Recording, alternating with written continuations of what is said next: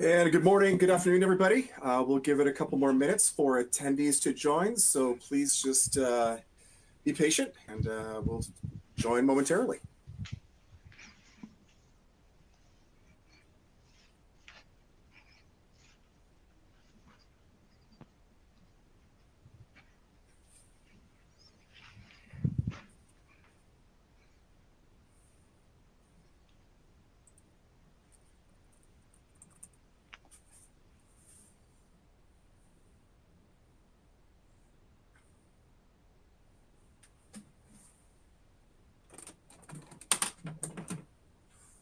And for those of you just joining, we'll give it a minute or so here before we'll get going. Let some more people join and for this exciting talk about Splunk and fraud.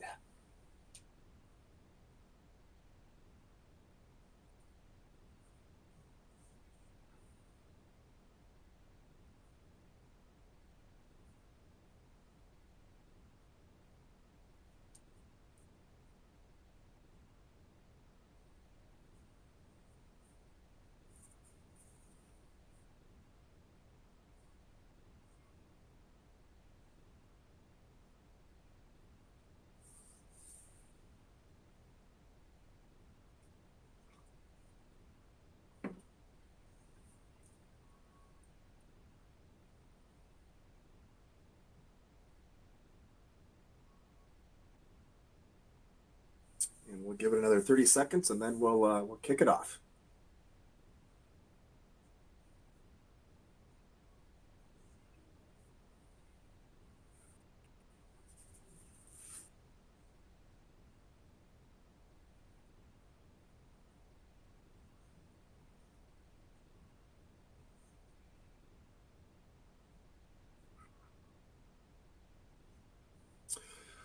Okay, good morning, good afternoon, good evening, everybody. Thank you very much for joining this wonderful talk, specifically around Splunk and fraud. We're excited about this opportunity. I'm joined by two of my esteemed colleagues around this wonderful topic, and we're really looking forward to walking you through, obviously, this forward-looking statement, of which I'm not going to read to you, but we just have to put this out there for our professional purposes. But what we're going to talk about today is you'll meet myself and Jason and Martin. We'll talk about industry trends and fraud. In our introductions, we'll talk about who we've worked with and where we've seen a number of activities taking place where customers are leveraging Splunk to actually detect and prevent fraud. We'll talk about data readiness for fraud. As we know, data is the backbone of what we use to actually help define what is normal, what isn't normal, what's happening within the fraud space. Jason will wrap up with the client workshop example. Jason and Martin will wrap up with the client workshop example, and then we'll go to Q&A. So we really are looking forward to getting your questions, getting your feedback that we can actually answer at the end of this presentation. And as we go through this presentation, the three of us will be able to provide real-life examples where we've seen customers use Splunk for fraud, detecting different types of fraud, internal fraud, et cetera. But I'm really excited to be here today. My name is Eric Mead. I'm the Product Management Director for Professional Services, which means that I get the opportunity to actually work with a number of customers and create our go-to-market offerings specific to services. And obviously, fraud is near and dear to my heart. As we get older, as a father, as a son, I want to protect my family. And fraud is obviously rearing its ugly head across multiple landscapes. So I'm excited to kick us off here and turn it over to my esteemed colleague, Jason Dawkin. Hey everybody, Jason Dawkin. I'm a global services architect in Splunk Professional Services and work closely with Eric and Martin. We've been working together for years. I've been spent the last 10 years of my career working in professional services in the Splunk market, and I work with most of Splunk's largest, more strategic global customers. And looking forward to getting into this presentation with everybody today. Thank you. Hey folks, I'm Martin. I'm based in Canada, Calgary, Alberta, and so I'm the principal lead architect for our global strategy and execution team. I've held many roles at Splunk, but I have a deep passion and expertise in anything to do with data science, cybersecurity operations, and fraud in particular. So I look forward to presenting this topic with my awesome colleagues here. Great. So what we'd like to do is walk through a number of questions to help get the juices flowing, to help get us to start thinking about fraud. And to begin with is, how important is fraud detection and prevention to your organization? We'll give this about a minute for you all to respond.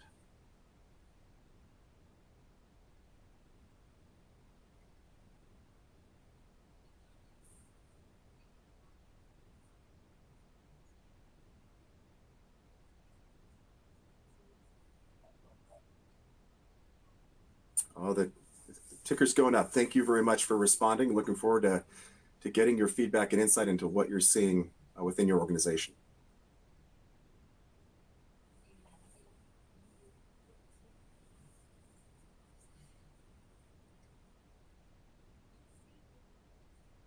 Okay, we're just over half the respondents.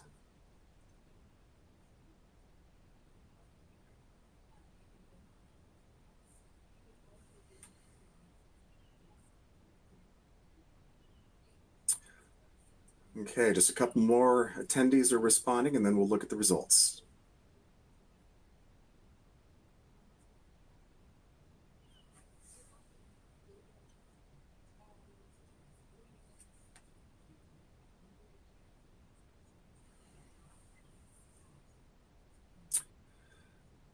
Okay, so let's look at where the feedback that you all provided. Top priority, somewhat of a priority.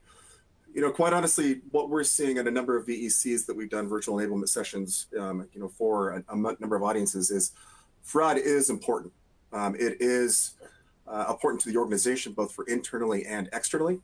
But this is something that obviously is ever changing and will continue to be a priority across multiple industries, across different playing fields. So this is actually in line with what we're seeing within the marketplace, in addition to what our internal customers are telling us. So what I would like to do is spend the next couple minutes talking about the industry trends and fraud and how they relate at a macro level.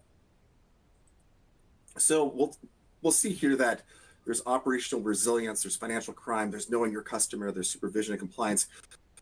There's a number of different elements that actually play into these industry trends. For example, with the operational resilience, right, organizations are preparing for and preventing and responding to and recovering from fraud-related incidents. This involves implementing robust risk management strategies, continuous monitoring, and detection policies to identify and correct anomalies and bad behavior. Knowing your customer is the process of verifying not only the identity of the customers to prevent financial crimes and fraud and money laundering, but also terrorist financing and other behavior that isn't normal. In detecting financial crime and fraud, institutions are really focusing on detecting, investigating, and responding to security incidents and financial crime to protect their balance sheets and reputations.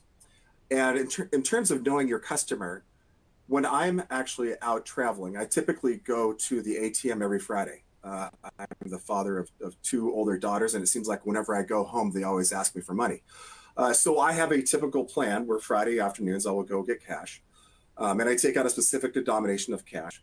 But what happens if my normal changes? And let's say instead of going Fridays, I go Monday, Tuesday, Thursday. Well, that I know for a fact will actually raise a red flag to my business or to my bank. And they have actually a couple times have put me on hold because they just want to make sure that it's Eric who's actually doing this work and taking out that money. That gets to the point where organizations are really being deliberate about knowing their customer, knowing what's taking place, while in addition, bringing in supervision and compliance. We see that is very, they're being proactive. We're seeing a lot more around double factor authentication. In fact, I tried to confirm an Airbnb reservation, had to go through double factor authentication. So organizations are really taking a big step in helping understand what is the normal for their customer and how to move forward. But how does that translate into really the difference between business resilience and cyber resilience? In the business resilience space, we have the people, we have the financials, and we have the ecosystem. On the people side of the house, right, it's making sure that we have the well-trained workforce that can actually leverage the right tools in efficient and effective manner to actually help understand what that normal is. We want to make sure that the individuals that have hired have the response staff that are adequately trained to create and identify these activities. In the financial space, mitigating financial loss from security incidents is a key objective around cyber resilience. This involves having the right controls and processes in place to reduce the impact associated with these activities.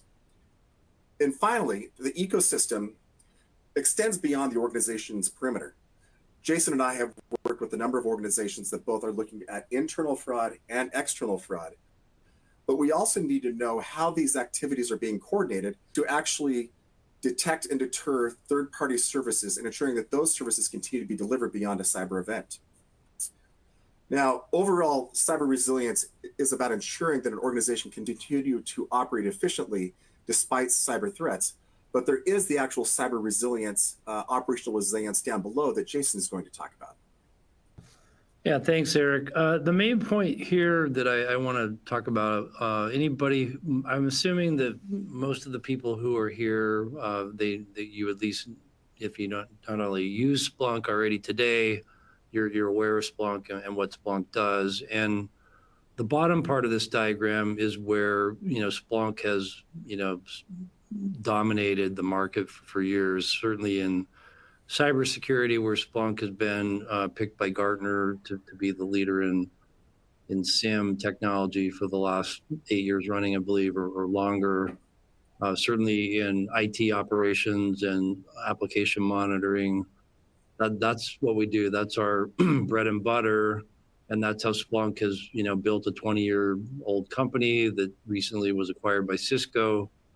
That's why Cisco acquired us. But what we're starting to see, and as Eric alluded to, we've been in a number of banks and other organizations over the last couple of years where we're seeing companies starting to use Splunk to monitor not only the technical platform, but also monitoring business processes. So we're moving up, into the world of business, and that is a completely different game.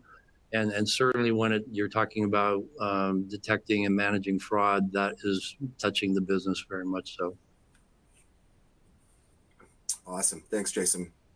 So as we take a look at what is really the cause and effect around the macro trends and customer expectations, and there's a lot that's actually taking place within this arena. As Jason has alluded to, right, we've worked with a number of financial institutions. We've worked with retail organizations, payments, dealing with insurance. And it's clear, right, new forms of risk are emerging everywhere. Like I alluded to, with Airbnb yesterday, with my bank, we've come to understand that, especially in the capital market space, data is the backbone of what we're trying to figure out and articulate what the normal is. And that is going to talk about market and cost savings opportunities. We also have high customer expectations. Like, I have an expectation that if I do something that may be out of the normal, that my bank or my institution is actually going to, pause and make me confirm what's taking place. So there is that rising expectation of what's taking place for a customer. And obviously market volatility drives operational resilience. We just had the presidential election. There's a lot that's taking place in this world. And so as we think about that volatility, how do we react to it in a way that's, not being completely locked down, but also leveraging Splunk in a way that actually helps understand what that operational resilience would look like? Now, what are we hearing from our customers? And this is across a number of customers that we've worked with, right? How can I reduce my effective fraud rate? Why did downtime occur? How can I accelerate my customer-centric initiatives and strategies in a cost-effective manner? These are questions that, when we work with a number of customers, not only do they ask these questions, but they want to know what's taking place in their marketplace and their peer group. And how do they actually stack up against the industry trends and macros and maturity that we're seeing throughout every industry landscape. That being said, there is the notion of the Fusion Center, which is helping drive resilient operations. And for those of you, we've worked with a number of Fusion Centers, and it's fascinating to see across the enterprise representation from a number of different business groups with enterprise that are actually focused on security, network, IT operations, et cetera. They enhance this process with insight from the end-to-end business, everything from the start, if you will, from a pre-sale standpoint, all the way through to fulfillment. If I think about this from the standpoint of me buying an airplane ticket, I go to the website of my provider. We'll typically put it in my cart. We'll go through all the way to procurement, and then actually board. And customer or enterprises are now looking at that holistic process end to end. So it's a real interesting time to look at that customer journey to figure out what is normal and what isn't normal. Now, again, another poll question. Does your organization have dedicated data analysts or fraud detection specialists? Yes, everything from a dedicated team all the way down to no, not at this time. And we'll give another 30 seconds here to get to have the attendees respond here.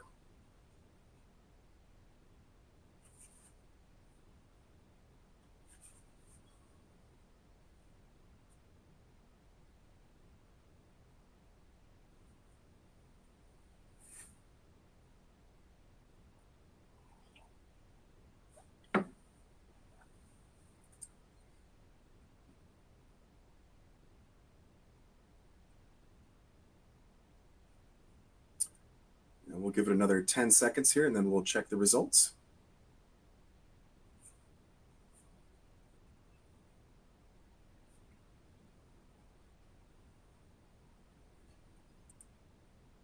Okay, yes, dedicated team, yes, but they handle multiple roles. I mean, that's just under 75%, which is it is about standard of what we're seeing within the customers that we've worked with. I mean, obviously it depends, right? Whether you're a large enterprise or a small business, there is going to be some facet at this time. But what's also interesting is 2.5% of you said no, but planning to hire. So there are plans to actually get the respondents over about 77-78%, which is generally what we're seeing in the marketplace.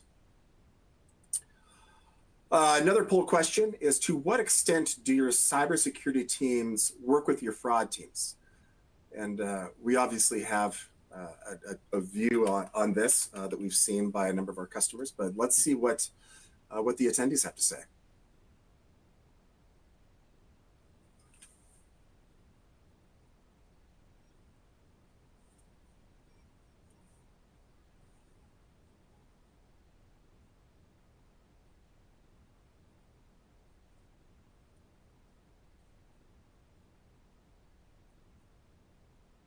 Okay, getting good responses. Thank you.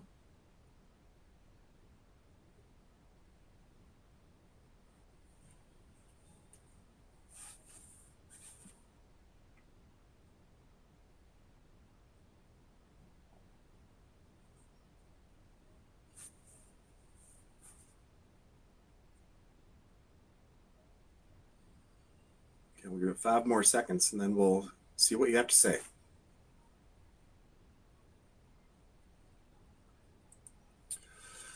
Okay, always collaborate, frequently collaborate, occasionally collaborate, obviously the top 3. We've seen this go a number of different ways, right? There's the internal politics of, the cybersecurity team. Should they know what the fraud team is working on? Should the fraud team know what's going on with the cybersecurity team? Should they see the data? Should it be cross-pollinate?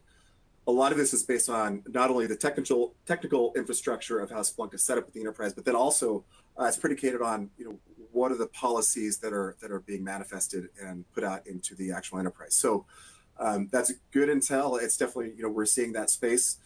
But what I'd like to do now is turn it over to Jason, so he can actually start talking about specifically Splunk and fraud and what we're seeing, what the impact is globally. Thanks, Eric. Okay. So first of all, I just want to get into a little bit of the impact of fraud globally. This is really what's driving the activity that's going on with respect to Splunk and fraud. I will say that, in my personal opinion, that it's really our customers that are driving the demand. They're asking them, Splunk, what can you do? We already own Splunk. We're in the process of buying Splunk. We've got a lot of fraud going on. Our customers are driving the demand, and it's because of, what's happening with fraud in the marketplace. These are all some of the things that are driving it. Obviously, automation is the tools that are available to cyber criminals are pretty sophisticated. Account takeover is where cybersecurity and fraud intersect. Almost always, fraud involves some sort of account takeover. The adoption of new digital payments with cryptocurrency and other forms of payment. There's a lot of fraud going on in that world. One thing that's interesting is looking at the challenge of balancing fraud and customer friction. So what I mean by that is, if you're a bank and you're looking for new ways to make your banking customers happy, new ways of paying, new ways of pulling out money, new ways of getting quick information on your banking, that sometimes is in contradiction to protecting your customers, because the more services that you offer, potentially the more risk you're also putting them in. So you have to balance that. Obviously, a lot of identity theft going on globally, which is involved, is tied to the amount of fraud that's also taking place. And companies are just reeling, quite frankly, from the cost to their balance sheets of fraud, what it's doing to their ability to stay profitable. So one thing that's important to think about here, when we talk about fraud internally with our Splunk colleagues, most people obviously always assume, we're talking about financial services, which is clearly a big area where fraud occurs, banking, trading systems, insurance carriers, et cetera. But the reality is, and we probably have a wide variety of attendees from multiple industry verticals. Fraud is happening literally everywhere. Public sector is a massive area of fraud going on in the United States and globally. Retail, pretty obvious what's going on with fraud in retail, but literally you can go into practically every single market segment and there is some sort of fraud that's happening. So with respect to Splunk and fraud, people who know Splunk, if you know our company, we are a market leader in cybersecurity. And what has happened is, over the years, people have used our cybersecurity platform, Splunk Enterprise Security, Splunk Core, and they've begun using Splunk, which, maybe they originally purchased it to use it for monitor IT operations or cybersecurity use cases. And all of a sudden they started figuring out, well, we can also use it to detect fraud in the organization. So that's happening. Sometimes our customers are building their own fraud apps. We have fraud, what's called the Splunk app for fraud analytics. This is our primary kind of go to market for fraud today. We have other apps out in Splunkbase. Splunkbase is, kind of the Splunk Apple Store, you could say, where you can go to splunkbase.com and you can shop for or just download apps. We have Splunk Security Essentials, which also has quite a wide variety of fraud app content in it.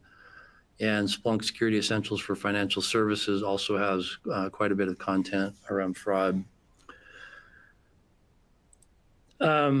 We have some interesting work going on. I work in professional services, and out in the marketplace working with customers, we've been involved in some interesting projects. This is the output of one project in the past year. Splunk has something we call risk-based analytics, where it's part of enterprise security, but it begins focusing more on the aggregation of risk, where risk is calculated by, risk by asset, risk by user/identity, and different risk domains. So we worked with a client where we began aggregating risk, in 4 towers: network, endpoint, browser, user, and complex behavior patterns. And by aggregating risk and scoring risk, we were able to come up with total risk score, which if you hit a particular threshold that says, okay, let's go off and do an investigation on this potential incident here. Another way of looking at or kind of going after fraud is, how do you decompose the internal processes that we have today? So this is a project that I was involved in years ago. I had done a project for a bank in the West Coast of the United States. It was a typical Splunk enterprise security deployment where they asked us to come in and help them build out a SOC, which we did. We ended up having some additional time, and the CISO asked, can you also help us with fraud? We have a lot of fraud going on with our credit cards and ATM cards. So I said, sure, we can definitely do that. He sent me down to go meet with the internal fraud department. And I spent 2 days meeting with them and basically understanding their process, mapping the process out. This is, what the process looks like at a very high level. Once we decomposed the process, it was much easier to say, okay, if we were consuming data at these 3 points in the process, we could, automate your fraud detection by over 100%. We built the proof of concept and went forward with it. It was a very highly successful implementation. Okay, so to the audience, what are the main challenges your organization faces in fraud detection? Give you a couple minutes to think about that and respond.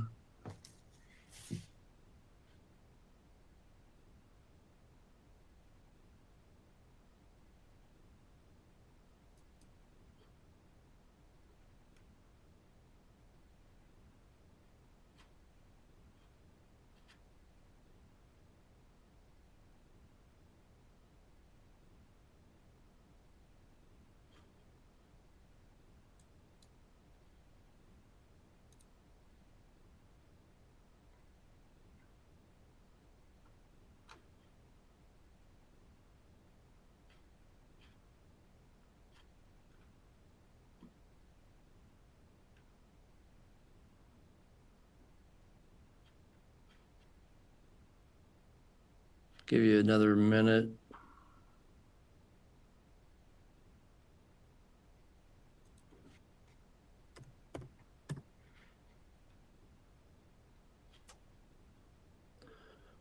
Okay, let's go look at what we've got here. Only about half the people responded to this. So you can see the answers. To think about this a little bit, pretty balanced across the potential range of answers here. Interesting. I need to think about this a little bit. I'm going to move on. So I'm going to turn it over to Martin, and he's going to talk about data readiness for fraud. Perfect. Thanks, Jason. So the goal of this section is to help demystify how we think about using Splunk for fraud detection. And as an interim recap, we heard Jason and Eric talk about how fraud can differ from cybersecurity, but still forms part of the cohesive approach to business resilience for your organizations. We explore various avenues in which fraud can occur and present also a unified forward-thinking path of how fraud, security, and IT operations can converge cohesively. We heard Jason discuss about how ways that Splunk can accelerate time to value in fraud detection, such as using the suite of applications such as from Splunk Security Essentials, Fraud App, Splunk App for Fraud Analytics, and even alluding to some more advanced features such as risk aggregation, which can be found natively within our enterprise security product. And we even heard saw him just cover briefly on how to approach use case design, map out fraud workflows, and identify areas where Splunk can interject. All this is aimed to help paint a path forward of how we can help you. That being said, the goal of this section is to help understand what does day one or week one look like, and that ultimately starts with data. And as part of this, our principal aim is to delve into like a simple reference architecture that we developed this is something that variants of this are what we use in various customers that have used Splunk when they're at least when they're first getting started. And mainly focus around how we handle data. Again, the key here is to provide a clear path forward how we think about initial implementation, draw some parallels with existing data management methods, and highlight some Splunk-specific and industry-specific considerations that you need to keep in mind as you approach your implementation. So to get started, this all comes with giving more clarity to what data sets you'll be working with. So principally, all fraud detection starts with two principal data sets that are exclusive to fraud. The first is transactional files. So this includes any data that involves the handling of money, and usually with some variants of debit and credit transactions, so measuring the ingress and egress of financial assets. These are the primary determinants to understand business activity, and especially in fraud contexts. So you can think of this as purchases, which is the ingress of money from your customer, refunds, the egress of money back to the consumer, account, and this can also include some ancillary activities, such as the creation of accounts, and in the context of bank accounts for like financial institutions, customer loyalty accounts, so on and so forth. And with this also is what we call referential files. So these are somewhat analogous to identity data that you see in enterprise security and other more SIM systems. And the aim of these data sets is to provide contextual information about how employees and around employees and customers. So which is relevant to internal and external fraud respectively. So this can include like location data, like the branch or retail location, so on and so forth. And a lot of times, previous to us intervening, with customers that have a much more manual approaches to handling fraud, a lot of these exist in kind of these disparate systems. And with Splunk, just having the data in Splunk allows you to take advantage of like the distributed computing prowess of Splunk as a system, and can net you a lot of inherent efficiencies. And so when we think about how to approach the ETL process in the Splunk context, this involves fundamentally what this involves is the staging of data in a location that's accessible for Splunk, and which is kind of shown illustrated here. Which at that point we segregate the data into respective indexes, and I'll talk about some of the specific considerations for how we do that later on. And then the main principal goal is to ultimately conjoin these various data sets. And while I just showed one example here, usually there's many different types of referential files that you may have for your employees versus your customers. You may have different transactional files for different businesses and so on and so forth. But all of this, the approach is kind of the same, right? But the main goal is to ultimately conjoin these data sets in an automated way to reduce the need for any manual lookups and enrichments, and then use Splunk's computational power to automate these friction points in investigation, allowing you a quick speed to alerting as well as investigative processes. So once the data is staged, I'll kind of try to break down what these steps entail.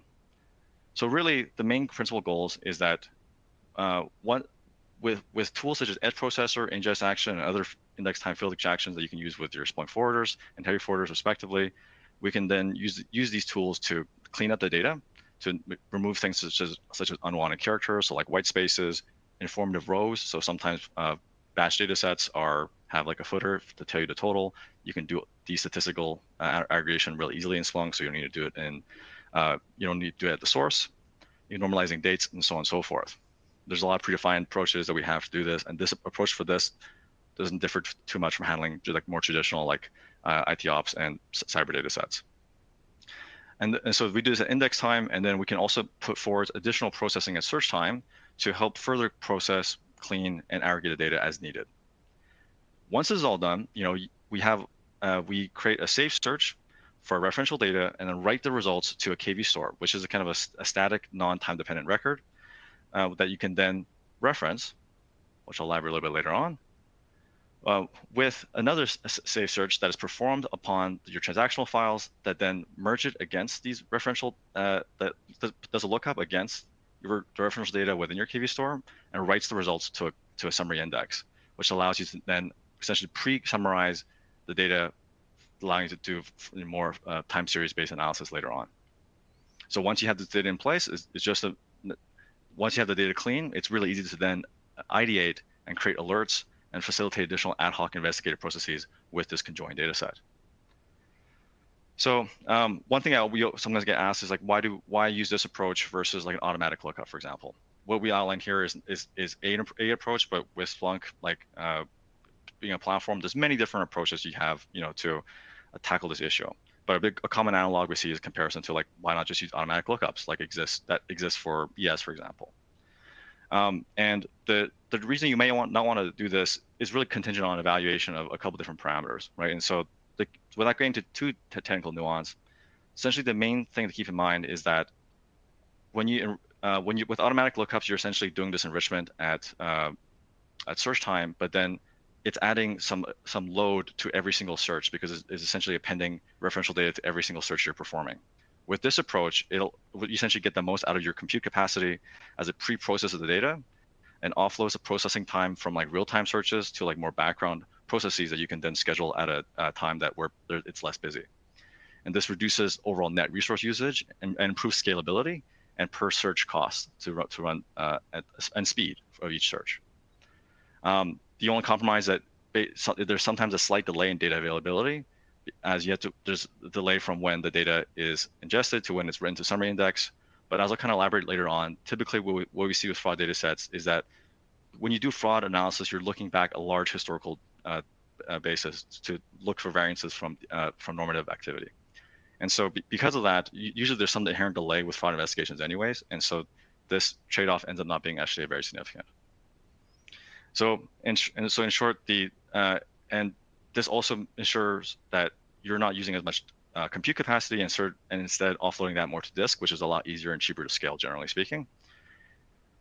So this is what we see a lot of success with and quite easy to set up in relative sense. Now, when talking about like some other specific, we see oftentimes fraud data sets are stored in traditional relational database applications to help facilitate this, such as DB Connect.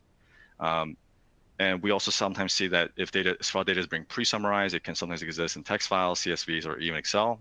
And it's also quite easy to ingest these formats into Splunk as well. But one thing to consider here is when we see data that's pre-aggregated, oftentimes like it is written in batch. And so something to keep in mind is this less of a Splunk thing, but more for your own SLAs, is that your batch intervals determine the ability you have to react to data, right? So if you write data every 4 hours, then that's something that you need to bake in as you kind of approach, set realistic expectations around, service time to respond and so on and so forth in regards to your fraud alerts. And just kind of closing off here, so some other compliance controls, fraud, a lot of what drives some of the compliance proceedings for fraud is because of regulatory and compliance obligations that differ from organization to organization. And what this means in a fraud context is that you might sometimes need to put forward data access restrictions, both because of, as mentioned in one of the earlier polls, a lot of organizations have different teams that do fraud investigations, or they might have a blurring of responsibility, in which case you might want to have different access permissions, which can be set through our role-based capability controls. And you also might want to segment the data, which you can do through our index-based restrictions that you can easily put in place in Splunk. This will then better help with compliance when it comes to meeting more regional regulations, or if you only want certain folks in certain geographical locations to view certain data, you can do that all quite easily within the Splunk context. And some of the other things we see quite often is, the reason we have focused on this section and not use cases is because use case ideation actually happens quite easily for most customers once you have the baseline data in place. A big delay to getting to operationalizing fraud with Splunk is actually just the time that it takes to get the data in Splunk, and not from a technical complexity perspective, but just with any understanding what compliance controls need to be put in place. And so we can work with you guys to understand what that is when that time comes. But generally speaking, the help that we usually provide is we provide awareness of what approaches we have to encrypt, mask, or hash out certain data aspects of data. Again, using tools such as our heavy forwarders, ingest actions, edge processor, prior to indexing of the data, and this can ensure that you're privy to all the various options you have for meeting your regulatory compliance approaches. Now, before I kind of pass it back to Jason here, just another quick poll question for y'all. So this is just asking about what analytical methods do your existing tools or processes currently leverage in the context of fraud detection?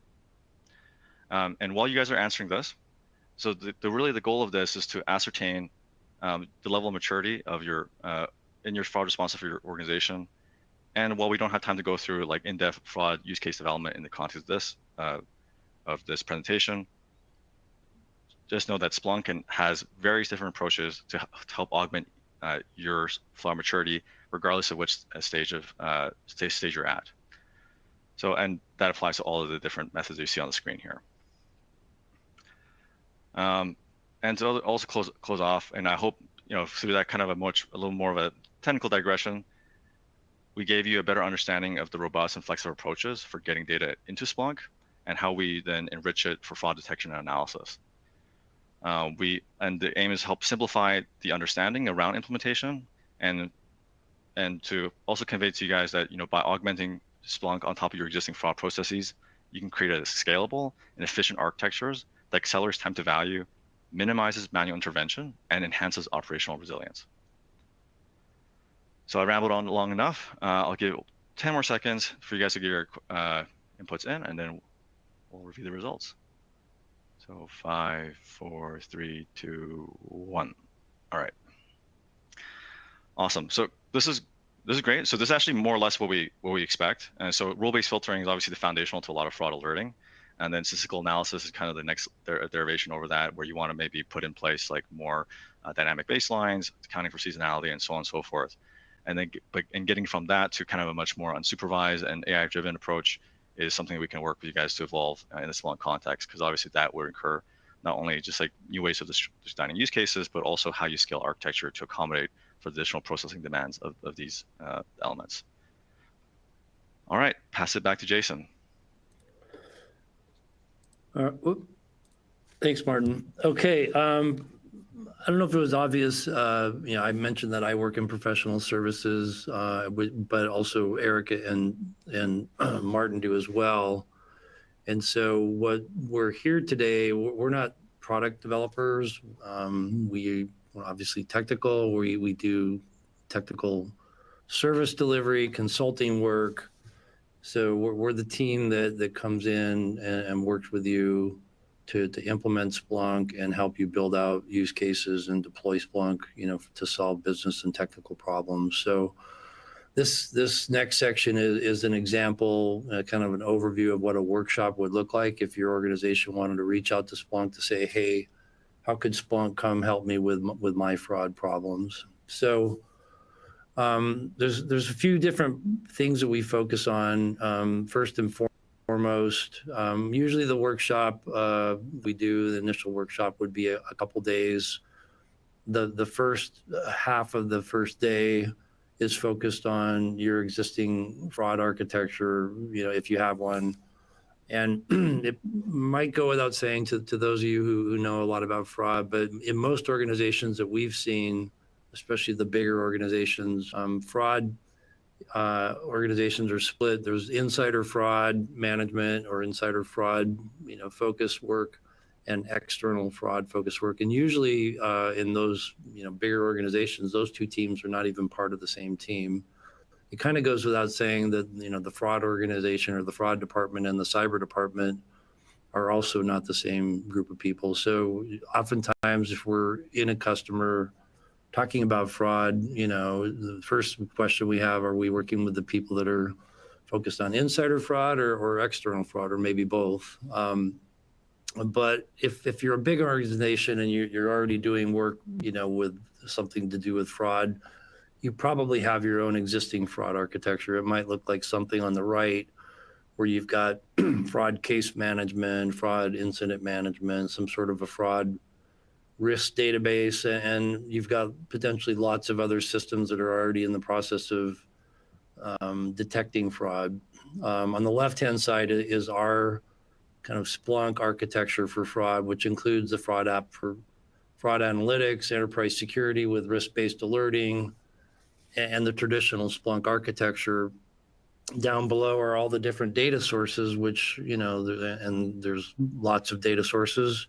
One of the things that's very interesting about fraud, which is, different from cyber, is the type of data is quite a bit different than Splunk traditionally touches, because to get into fraud detection, you usually have to ingest something that touches the transaction or the financial transaction data in the business, which Even 4 or 5 years ago, most banks or most large organizations would not have considered doing that. But because of the amount of fraud that's going on in the marketplace, pretty much all of the large banks that we've been dealing with are now putting some, whether it's tokenized or whatever, some form of the transactional data into Splunk for doing fraud detection.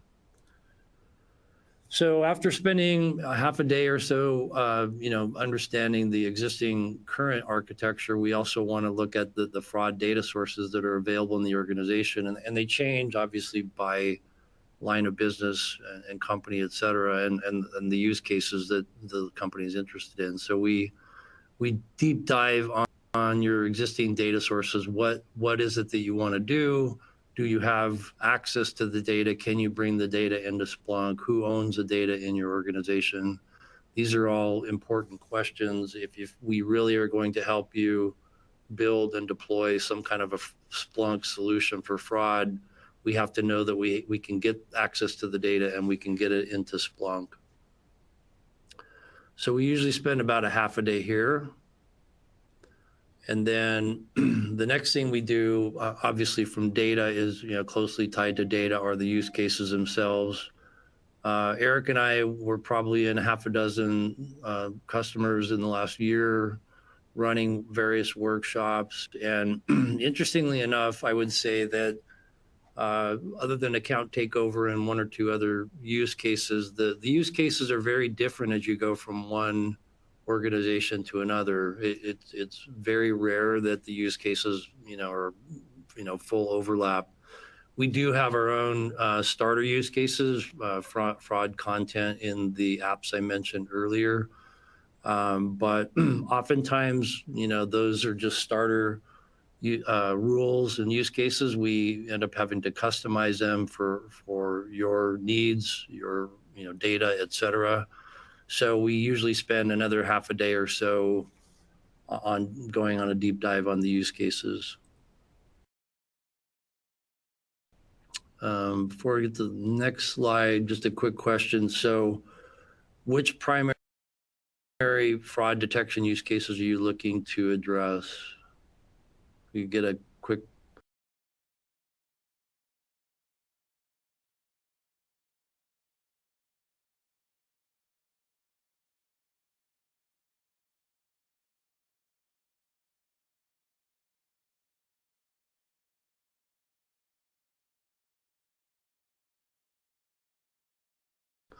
Bunch of answers, we can move on and get to the Q&A.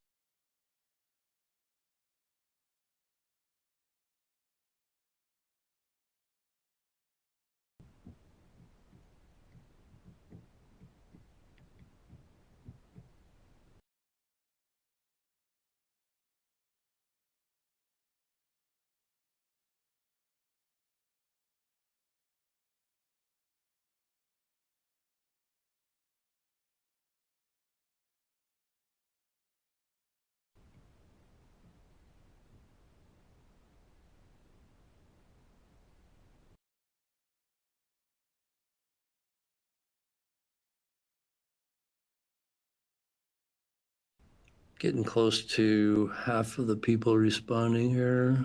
Give another few minutes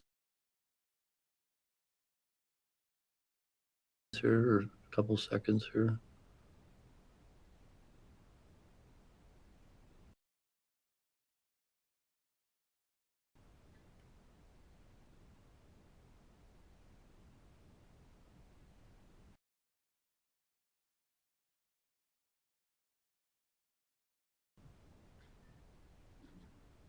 All right, let's see what we've got. Yeah.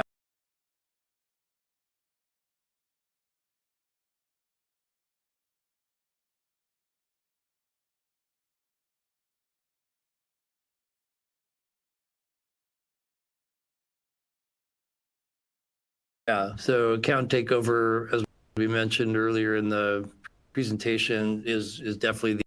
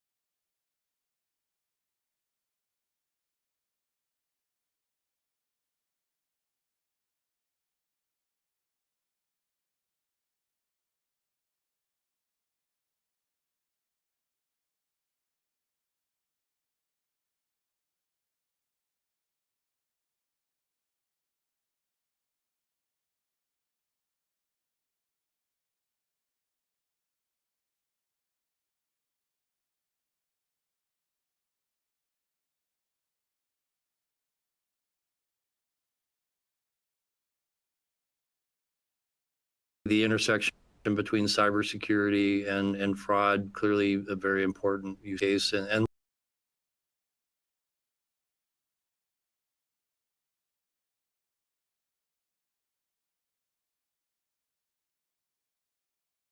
lots of different variations of account takeovers. Obviously, insider threats, which obviously ties to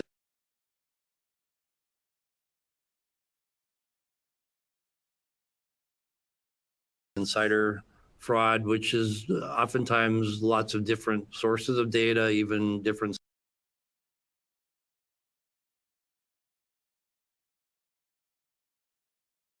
Splunk products. We have products called user behavior analytics, which clearly would tie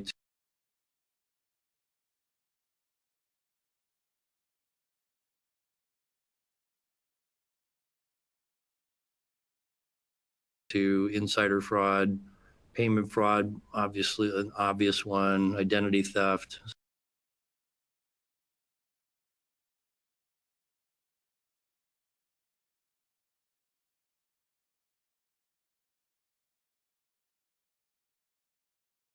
So these are great feedback.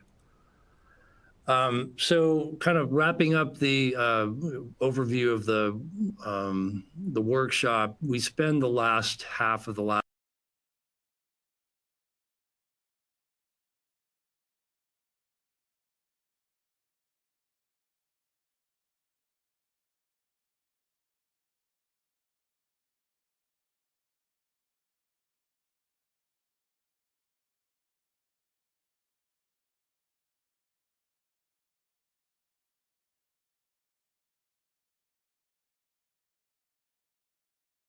day beginning to do a whiteboard session of what would a fraud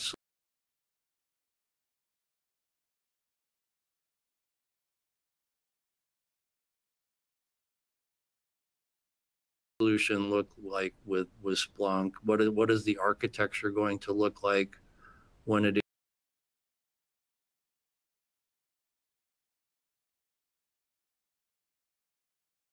includes Splunk? What are some of the initial use cases that we want to focus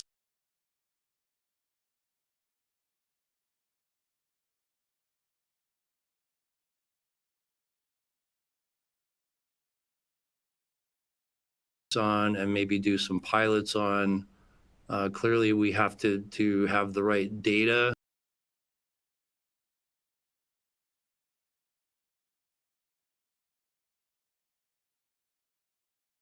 So if you want to build out use cases around payment fraud, do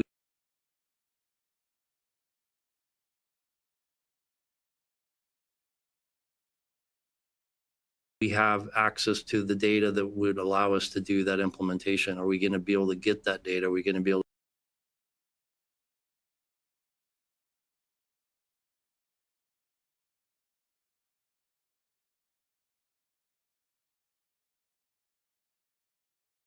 to get it into Splunk? We have to talk through all those sorts of things. And then if we're going to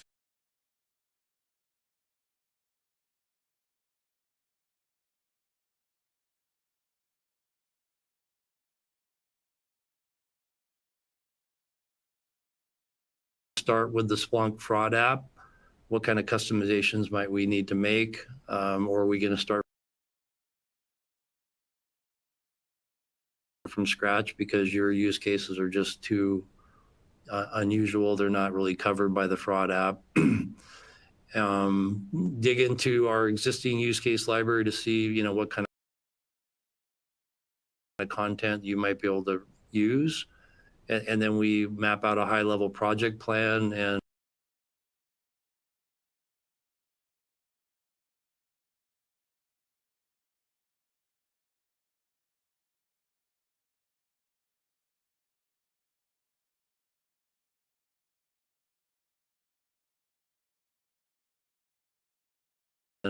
lay it out over a timeline and, start looking like what staffing might be required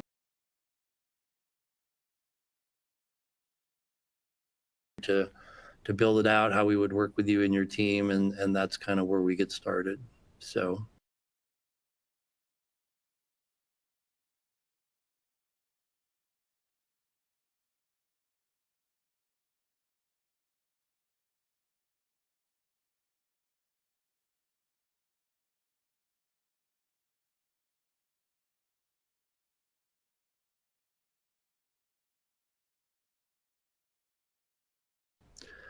I'm going to move on. We got another question here. How does Splunk fit into your organization's fraud architecture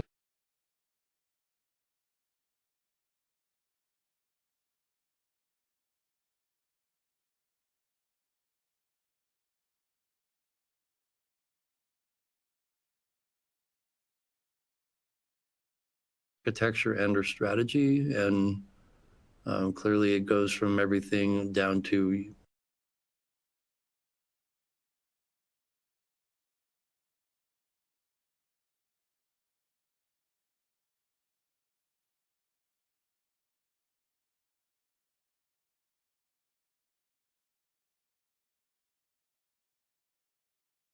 if you're not a Splunk customer, then obviously, that answer.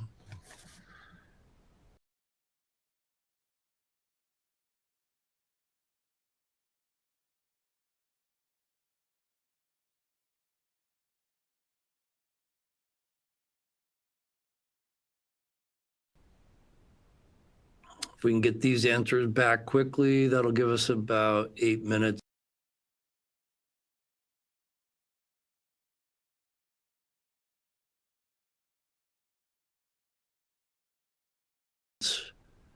to we'll get some questions that have come in that we'll like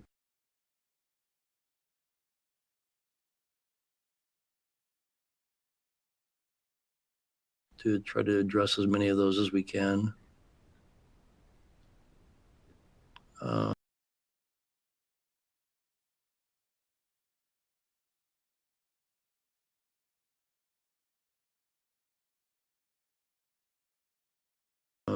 Eric, are you going to moderate, like you're going to kind of go through the list of questions and then either you're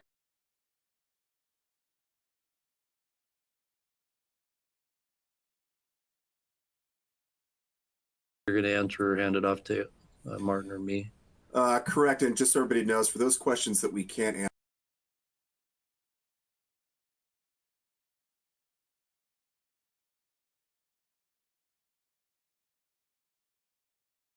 answer because of the time, we will follow up in over email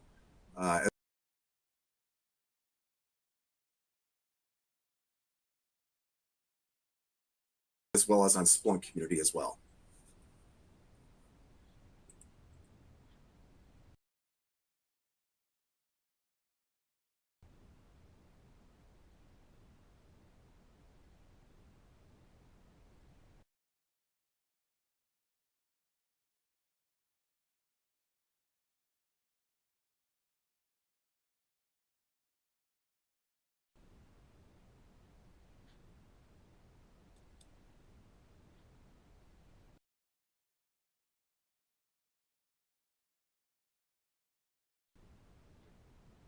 All right, we're about half of the attendees have answered. Let's see what we've got. All right, this is interesting.